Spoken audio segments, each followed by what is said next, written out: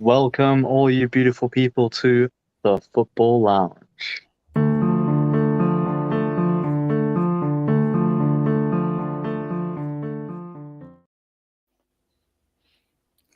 Well, first off, it's good to be in the driving seats, and welcome to our panel of experts here, Rebel and Column. Hello, guys. How are you? Experts? Why are you saying experts? I'm confused. Well, to me, you are. How are you, uh, gentlemen? very good. I can tell you, it is colder than the dog's end of a polar bear's arse outside at the moment, but we're nicely inside. I'm looking at my radiator pumping out that lovely, beautiful heat, and we're here to talk about some football. So, Tuesday, what else would you be doing, like? Exactly that. Exactly that. And yourself, Column? Are you also cold? Are you shivering over there? Well, today it has been a magnificent start to the day at -3 degrees, and then it went to a nice steady -1 for most of the day. And right now it is currently, let me just check, let me update, 0 degrees. So it's got a bit warmer. Yeah. But now, yeah, At it's all right. At the moment, I've got 1 degree, but it's got a wind chill that's bringing it to a feel of -5. Yep, and that is why I'm hosting, because here in South Africa it is 30 degrees Celsius and our usual hosts are frozen solid. But today, on this special edition of the Football Lounge, we're going to be talking about transfer, done deals, and rumors. I mean, obviously, we're going to be talking about that. The transfer window is open. And first up, it has been confirmed that Mudryk has gone to Chelsea. Chelsea have hijacked that deal that it looked like he was destined to go straight to Arsenal. And, well, look, another London club came in, and Chelsea with Todd Boehly have splashed the cash. Could you think of anything else? No, you couldn't. They've done it. I know there was a bit of banter going on with the guys about how he has a doppelganger and bend him like on bend it like Beckham. I think Colm You has that mean photo. that doppelganger? Oh yes, yes it is. Oh, that's funny. But yes, Chelsea have really broken the bank for this young player. And look, he's good. He was really, really good for Shakhtar Donetsk. And I watched a little bit of him in the Champions League. And look, he's a really good player. And the way I understand the deal is structured, lads, is that it's an 8-year contract. And Chelsea are paying £10 million per year or somewhere around there just to try and balance the books with financial fair play. But what do you guys think? What do you guys think about the contract length and obviously the fee involved? Rebel, what can you tell me about it? Well, obviously, the contract length is significant in this deal because it basically means that in their finances, they only have to mark down approximately 10 million per year for the duration of the contract. So, very clever move by Chelsea, and obviously utilizing these longer contract offers in order to ensure that they can maximize what they're allowed to spend under the new financial fair play rules. Now, in terms of the player himself, some would argue that the precedent was set by Anthony in terms of what this player achieved in the transfer fee. However, Arsenal actually were the ones that precipitated this current level of fee when they signed Nikolai Pepe all those years ago. So now we're seeing continuation of what is happening in the market and market conditions dictating. Shakhtar didn't want to sell, they didn't need to sell. So if they were going to let him go, they charged top punt for their asset, and that is what Chelsea picked up. Now, some would argue that Todd Boehly was still salty over what happened with Rafinha and Jules Koundé during the summer, and he did not want to be gazumped one more time. And I think Cullum will have some interesting things to say about this deal, but I think also Cullum wants to mention some sponsors, doesn't he? Do I? Do Bring it in. Bring in the sponsors. There's always a place for them on our show. Yeah, so we are proudly sponsored by Global Mapping Surveys. What is Global Mapping Surveys? Well, they are company that currently assist architects. I'm all over the place right now. Property developers, construction companies all over the country that is in the UK. They offer a wide range of services such as setting out topographical surveys, 3D laser scanning and monitoring. The link is in the description for the website and contact details. Thank you so much to Global Mapping Surveys. And also we are in an official partnership with Rafe Energy. Sorry. Rafe Energy is a formula which is mixed with water. So it's a water-based energy drink. It's a healthier alternative to the generic cans you can buy in the shops. Its clean, zero sugar, antioxidant-rich formula is designed to give you the edge that you need in any competitive gaming or sports. Use the code FTSN22 for a 10% discount, or just scan that QR code. It'll take you straight there. Thank you so much to Rafe. Sorry, did you say Wraith Column? It's absolutely finger-licking good. I did say Rafe. Yes, gentlemen, that's the only thing that's going to keep your brains working in this cold weather. And it's no surprise that the BBC are after you, Colm. You've got that lovely radio voice. Oh, wow. What can I say? TalkSport tried to know, but I like, nah. I think he has a position in the Oldies and Classics show on BBC Radio 1. Welcome to the Transfer Show, hosted by Ross.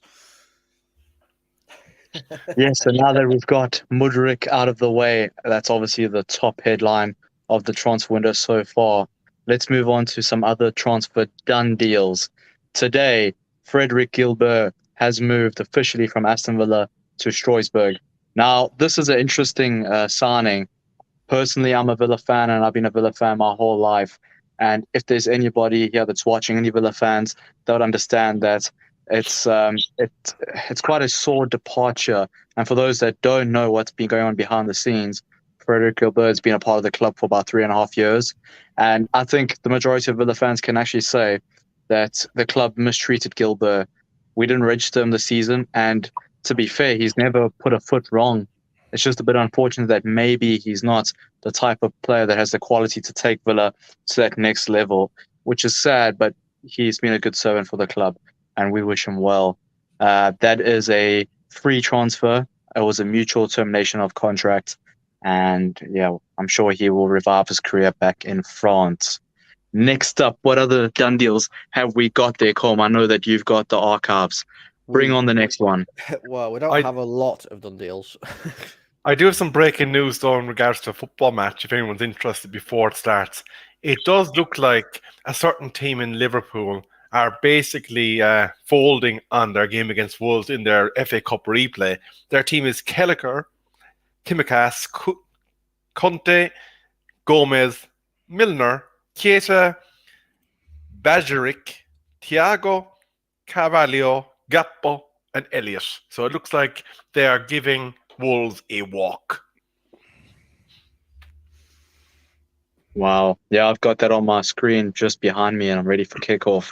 You know, Liverpool haven't been on the best position so far. Their performances have not been good, but it looks like the board are going to stand firmly behind Klopp.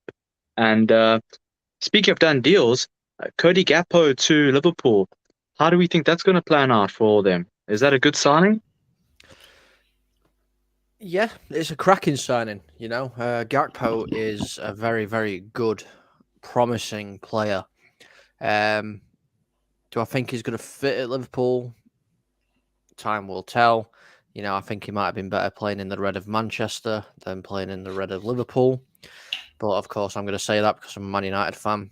But, you know, the look on his face in the first game, where at Brighton, they got demolished by, you know, look on his face. You just saw it like, what have I got myself into? It just read all over his face. Good deal for him, though. A very, very good deal for him. It'll be interesting to see how he progresses.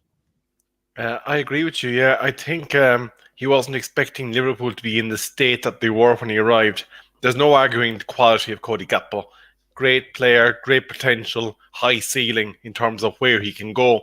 I think, as we discussed yesterday on the football lounge that was on yesterday, Liverpool's big problem is the quantum of injuries that they're currently undergoing, and as well as the fact that, a bit like United not too long ago, they did not address the midfield, and that midfield is aging rapidly.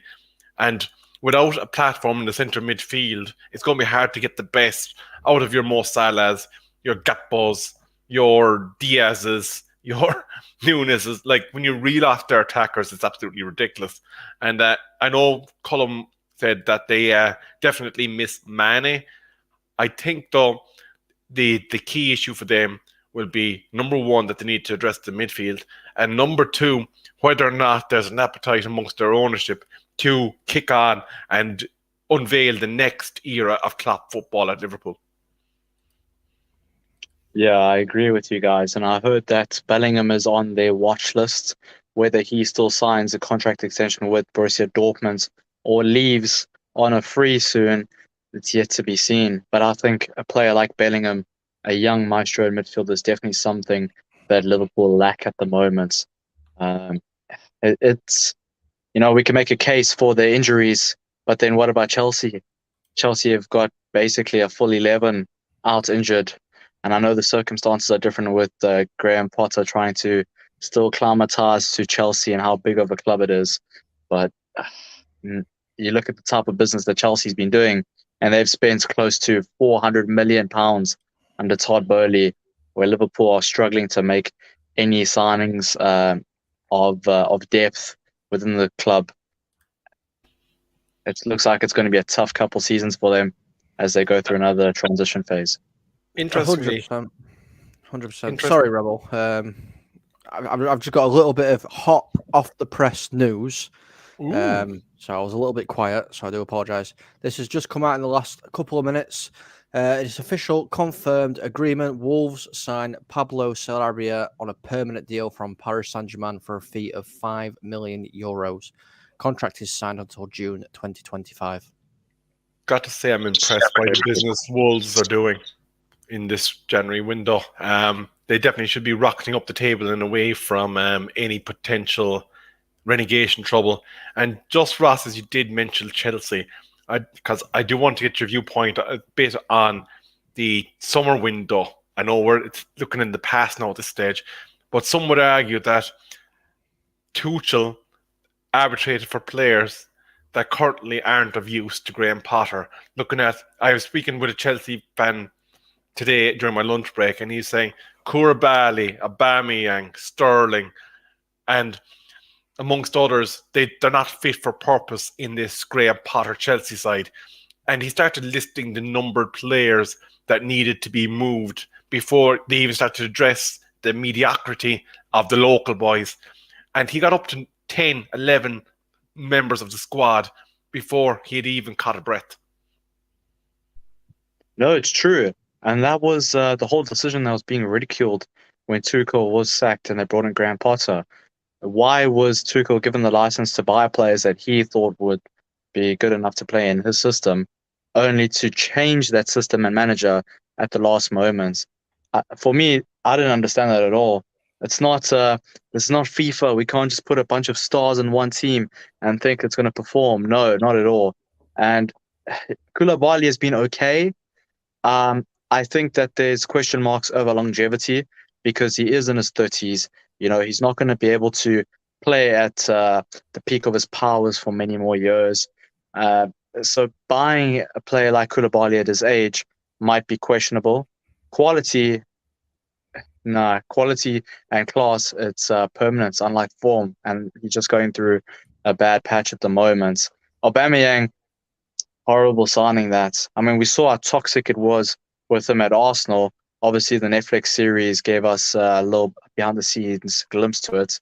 But, I mean, if Barcelona was so keen to get rid of him at that time, it should raise some alarm bells and exclamation marks on to stay away from that player. But they didn't, and look at him now. He's not even getting a look into the team. So, yes, I do agree, especially Sterling. Sterling's another player. I think Man City have made good money off that signing, or for that sell for Chelsea to sign. He's also starting to decline slowly, And playing him in the system with Graham Potter at the moment as a left wing back just doesn't make sense. So your colleague there has a lot of valid points. And I do fear that Chelsea will start having to flog players sooner rather than later just to balance the books. And if they do want to stick with Graham Potter and not quick fire him, then they will have to give him Todd Bowley, and the board will have to give Graham Potter some sort of license to go and do what he needs to do with the squad and how he feels fit.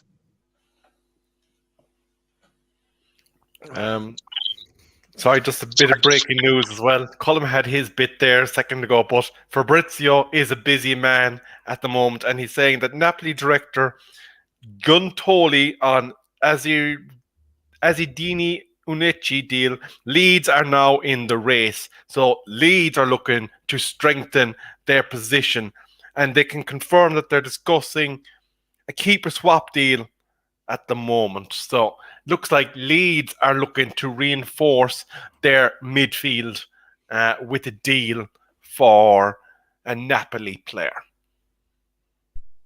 Yeah, and they're going to need that. I mean, if the Leeds manager is going to keep his job, he's going to have to start looking at some shrewd shinings to help bolster that squad. Because I watched Villa play Leeds, and even though Leeds had the majority of the ball for most of the game, Jesse March did say that was the best Leeds have played this season. And if that's the best, I don't want to see the worst Leeds performance, because they look like they could be going down if they keep up those poor showings. So yes, they do need some quality signings. And as Liverpool and Wolves play, I know that Liverpool are in for another Nunez player. Colm, can you tell us more about that? Yep. So the first Nunez seems to be really not working out as well as what they expected. Andy Carroll is not scoring the goals, but they have decided to go and try to look in the Nunez market again. And it says here, Fabrizio Romano once again saying Liverpool are keen on signing Matheus Nunes for the next season. He's part of a list.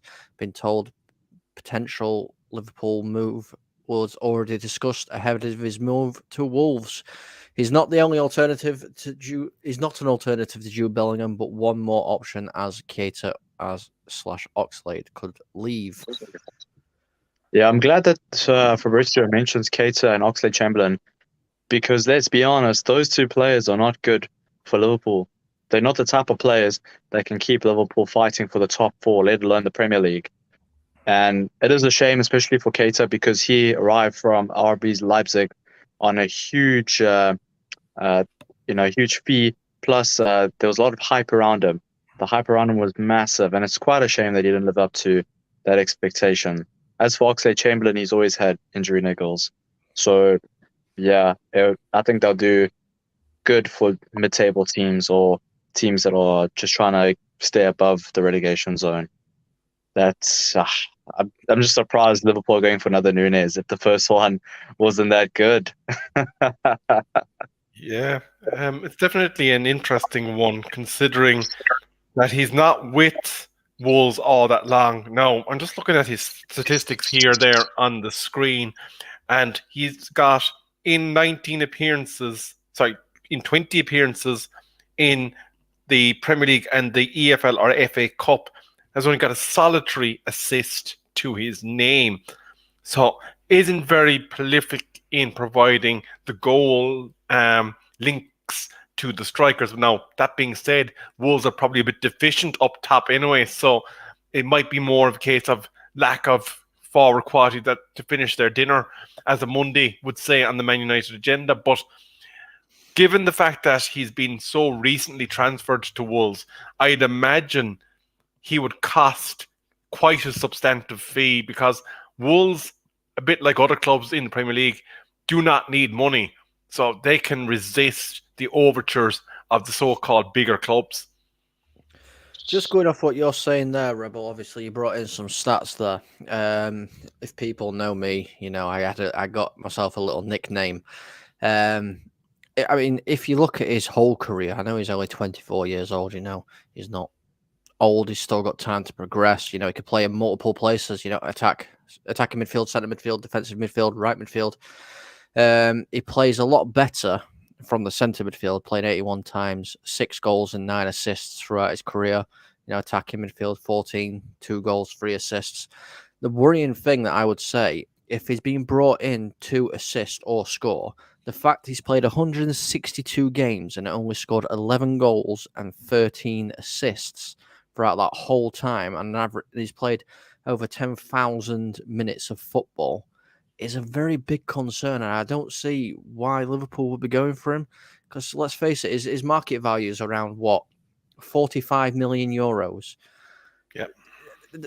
Wolves aren't going to let him go for 45 million euros. They're going to want a little bit more than that because they want to get the money back and then some. That reminds me of Morgan Gibbs White, where he went to Nottingham Forest for a huge fee as well. And that's something I didn't understand either. Could this be Liverpool getting desperate? I'm not too sure, but blowing cash like that on a player that's not proven and not proven in the Premier League is a huge risk. Absolutely. Just ask Aston Villa in their pursuit of Harry Maguire. We both know those are fake rumours. You had me going there and you had the press going as well. Let's not go back to that. Well, just saying that I have seen reports that Manchester United are seriously contemplating whether to let Harry Maguire leave in the summer. What other Man United rumours are out there at the moment? Any other players looking like they're hitting their exit door, and any others coming in? I mean, Rebel will know as well. We touched on a few, I believe, last night on the show. You know, Scott McTominay is under interest from Newcastle. United are wanting 30 million, I believe, but I don't see any United player leaving currently at this moment in time. Aaron Wan-Bissaka, that's another one. Anthony Elanga, that's another one. Obviously, Rebels mostly part of the agenda as well at the moment. You know, he's doing a show later on, so I will let Rebel take over all this Man United gossip. Yeah, the show later on is going to be centered around tomorrow's fixture against Crystal Palace. But in terms of the Scott McTominay deal, it was an interesting one to bring up, actually, Colin, because it could actually happen where Manchester United secure the services of one Yuri Tielemans. He is a player, of course, of Leicester City that has earned plaudits across his time there. However, Leicester, as we do know, apparently have some cash issues, and in addition to that, are not really performing to the levels expected this season. We are seeing that the one-time Premier League and FA Cup champions have kind of fallen down the pecking order here in the top tier of Premier League football. So it is something that if we were to secure his services, even if on the short term for the remainder of the season, there could be a temptation then to let Scott leave. However, a Ten Hag interview would seem to suggest that that could not be further from the truth. If anything, he wants an additional midfielder to support the already existing midfielders that are present. This is due to the fact that Donny van der Beek has had his season ended early from that injury, and he doesn't feel like he can continue to keep putting out your Casemiros, your Ericssons, your Freds, and flying them week in, week out with multiple games, because, as we all know, the more games you play, the more opportunity there is to pick up a knocker needle that can keep you out for 2-3 matches, or potentially even worse. And even in the best case scenario, we know that these guys are at the pinnacle of fitness, that they're doing their training, that they are essentially professional sportsmen, because of course they're getting paid to play sport. However, we have seen examples in the past where players are not given adequate rotation in games where they're not required. They fall off in their performances at the end of the season. My example, Bruno Fernandes, in his first 2 seasons, starts absolutely like a freight train, but because we were so dependent on him, his performances tapered off as the season was drawing towards its end. Yeah, that's some fair points. And I know that Veghorst is going to provide some good cover as well up front. And it's a player that I was looking forward to seeing at play at Man United, especially the way Erik ten Hag plays and having that target man to allow other players come into the attacking areas as well. And it also takes the pressure off Marcus Rashford. He's been in phenomenal form lately, but eventually those goal-scoring exploits are going to dry up, and you need a player to cover as well. But yes, it is looking quite exciting for the transfer window as a whole. What other rumors have we got there, Colm? Well, we've got a picture of two players right here. Obviously, one from Napoli and one from Spurs. Now, I'm seeing something here. Not sure about the source, so it could be as good as the source that's in my cupboard in the kitchen.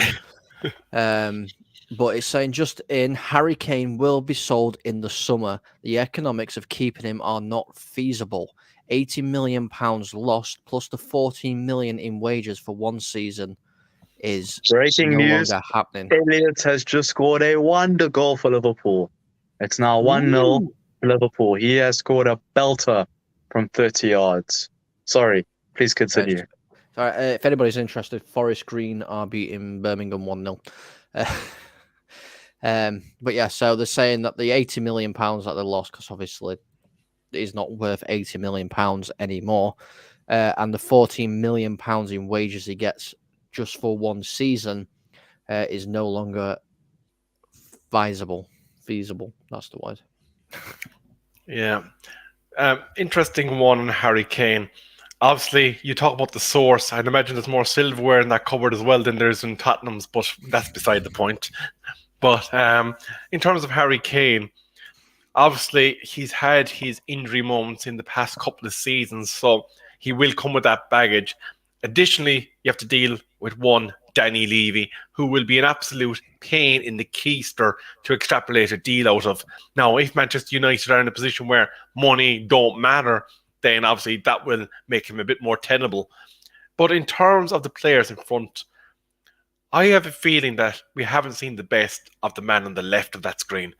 I think there's definitely a serious player waiting to get out, and that if given the right platform, he could possibly exceed anything that Harry Kane could offer to Manchester United. I agree. Victor Osimhen is tearing it up in the Serie A. And I think Harry Kane has become too complacent at Tottenham. He's been wanting to leave for a number of years now. And obviously, he's been blocked from leaving. Sometimes even offered an outstanding contract with amazing wages to keep him there. But if Harry Kane leaves, I do think that Heung-min Son will follow him out the door as well. And that's if they keep Conte. Tottenham Hotspur are in a precarious position, and Daniel Levy needs to sort this out as their chairman. Conte is still looking to, he's still very apprehensive to tie down his future at the club. And I think another manager might utilize Kane and Son and also the other players at Tottenham Hotspur a lot more better than what Conte is doing at the moment. He's very pragmatic, and it doesn't work for what Tottenham are trying to do and with the players they have. They start every game basically with a goal or two down, and it's very bad for morale. And you can see the players, the attitude when they play, they just shoulder slumped, heads down. It's not good. It's not healthy. But I do think if Harry Kane had to leave, Manchester United could be sniffing around. I do think so. There's been rumors a couple seasons ago about that, and he would be one to chase down that Alan Shearer Premier League goal-scoring record and wants to stay in the Premier League. And Man United might be a good team to do that. I do want to offer a comparative, and I want Colm's consideration and yours on this. Harry Kane leaving Tottenham, I can't help but draw comparisons to when Sanchez arrived with us from Arsenal, and when Fernando Torres, after having a startling Liverpool career, moved to Chelsea. It all blew up in the respective clubs' faces. And given the salary that Kane would probably command, how motivated at this point in his career is he to actually win anything? That is where the bottom line lies. Because at this stage, he's kind of thinking, okay, I got one more major contract in me. Who's going to give me the love? Who's going to show me the money? I mean, honestly, I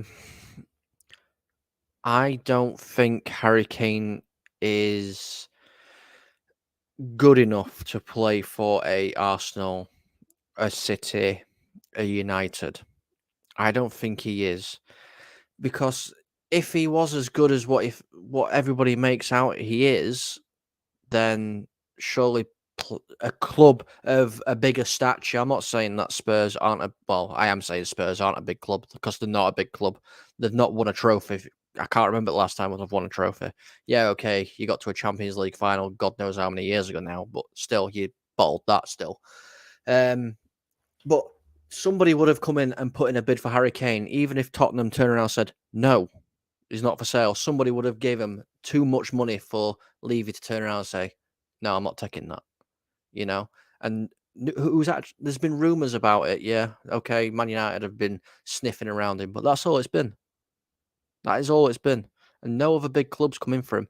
Bayern Munich didn't even want to go in for him. No, it's funny you mentioned that, because when I look at Harry Kane, we can all agree that his valuation over the last 2 seasons has declined. There's no arguing that. But what I've noticed is he's starting to drop deeper into the midfield, and especially as an attacking midfielder. Very similar to what Wayne Rooney was doing towards the end of his career at Manchester United as well. And we know that Harry Kane was never blessed with pace. We know that. He was never blessed with that. But he's gotten even more slower over the years, and he's relied on his experience, his positioning, and knowing what to do with the ball in certain situations. And that's allowed him to play that deep-lying playmaker role, which is great.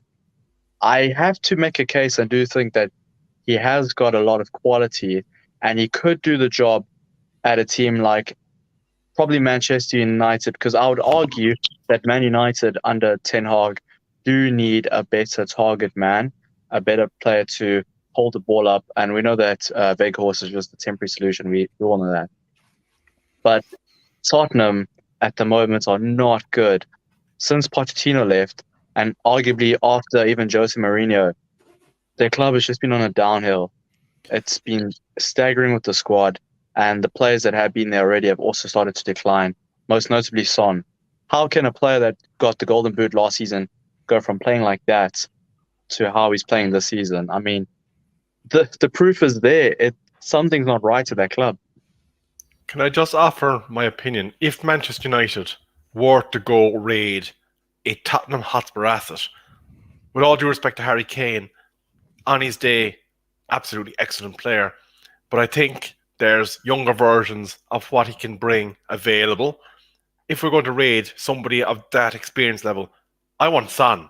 Give me Son, because I think Ten Hag can make that guy cook again. Yeah, I mean, I've got to agree. I've got to agree with Rebel. I'd rather have Son from Tottenham. If you're looking at players at the same caliber, or can get to that same caliber as Harry Kane, the other guy that was in that picture, Osman, he's younger than Kane. He's quicker than Kane. He's having a fantastic season. He is quite big. He can play as a target man. So he offers a lot more than what Kane offers, in my personal opinion. A Kane can shoot. Yeah, don't get me wrong. If Kane hits that ball 9 times out of 10, well, not this season, but 9 times out of 10, it's going to go in, unless it's a worldy save. But no, I'd rather take Son if I'm going to get anybody from Tottenham, and then we'll go and get Osimhen for the same price that we'd probably end up paying for Kane anyway. Yeah, and to be fair to Osimhen, he's been performing very consistently over the last couple of seasons, and we've seen that growth. So it's not like this season he just burst onto the scene. If anything, he just solidified his place into becoming one of the hottest prospects in the world. And I think it's only a matter of time before he gets snapped up from Napoli. Before we end up closing this ceremony, have we got any more rumors that we would like to share, Colm? We've only got this last one, and I know some Arsenal fans are here. Cedric, Fulham Football Club are in talks with Arsenal over a deal for Cedric, a loaned permanent transfer on the table. Fulham do have 2 Premier League loans already, so obviously they can't loan in another one. So they need to figure out a workaround. Still a part of finances on Arteta, not yet convinced to let him go. So I would like to hear what people like Moss and the Silver One and Kings and everybody else in the chat thinks about this one. And I do while- think. Oh, sorry, Rebel. I just want to make a quick point before I hand over to you. I By all do means. think that Cedric will be a really good signing for Fulham. You know, Fulham, surprisingly this season, they've been pushing for the European spots. I mean, who would have thought that? I mean, we all call Norwich and Fulham yo-yo clubs, and I honestly thought that's where they were going at the beginning of the season, back down to the Championship. But the only championship they're worried about is the Champions League. Okay, they're probably not going to the Champions League, but they're pushing for Europe, and that's crazy if you think about it. And Cedric is the type of player that has experience and a bit of quality about him. So if Fulham do manage to make that signing, then it will be a very big one for them. Sorry, Rebel. Please continue. No worries. I think most Arsenal fans will realise he's probably deep down the pecking order at Arsenal at this point. I'd imagine if they could move on Rob Holding, they probably would now as well. Moss, your comments on that. However, the last bit of transfer news is not necessarily transfer news, but contract renewal news, is it appears that Manchester United's overtures to get Garnacho to extend his deal have reached a problematic situation. Manchester United believe to be only offering £20,000 per week to young Garnacho from his current £8,000 per week contract. This is deemed to be insufficient by the player's agent, who view him as a hot talent and is attracting overtures from both Paris Saint-Germain and Real Madrid at this present time. Now, Erik ten Hag is a keen admirer of the player, and I'd imagine with the developments that we've had in terms of the first of Manchester United bidders being made public today, that an increase in the offer will not be too far away.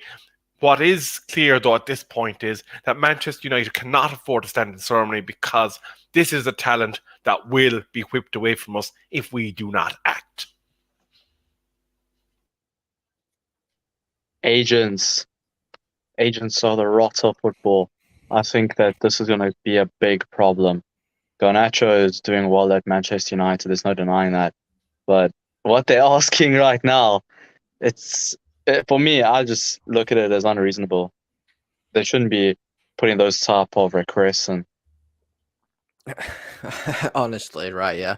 If Harry Maguire can sit on the bench and earn £190,000 a week, then I'm pretty sure that we can bring, Garnacho's wages up a little bit over 20,000 when he comes on and assists the winner against Manchester City and performs every single time he comes on the pitch. I know, obviously, if Amonde is watching, he's not going to like my comments, but since when has Harry Maguire actually deserved this season to get that £190,000 a week that he gets every single week into his bank account? And a player like Garnacho, yeah, okay, he's only young. You don't want to pay him too much, but he performs every time he comes on. So get your checkbook out a little bit more and just raise it. Harry Maguire's not even for substitute now at centre back. That's Luke Shaw, who's not even a natural centre back. That's what I mean. It's ridiculous. Our centre backs are Varane, Martinez, Luke Shaw, Lindelof, Ben Maguire.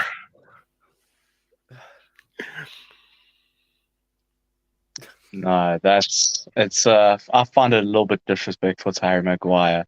It's our slab head. Look at what he's done for England. Look at what he's done for Manchester United. Club legend. Well, Okay, Ross, when he's playing next to Tyrone Mings next season, you can tell us how much of a club legend he is. I'm sure you'll keep a clean sheet against Stevenage, that's for sure. Oh, speaking of Villa, one more thing before we do go. After seeing Moss's comments as an Arsenal fan, I see Villa are linked to Matteo Guendouzi for about 40 million euros. I do not know yet if it has been an official bid placed, but Villa are linked, and Unai Emery is a big fan of him. Personally, I see that as overpaying for a player like Guendouzi. He didn't seem to keep his tempo when he was playing for Arsenal. I do worry that if we do manage to get him, then our squad looks incredibly bloated, and we haven't shed enough players yet to start acquiring players like Guendouzi on those type of transfer fees. So we will see in the next coming days if that does come true or not. But on that note, I think we should call time. Unlike the Liverpool game that just started, our game here has just ended. Thank you to everybody for joining us. It's been a pleasure to host, and it's been an absolute pleasure to share the stage with our experts. Yes, our experts that have their Wraith energy drinks. That's the only reason why they're able to get through this show tonight. They were fueled by Wraith. Yes, they were. Energy! It is good night from me, and good night from Rebel and Cole.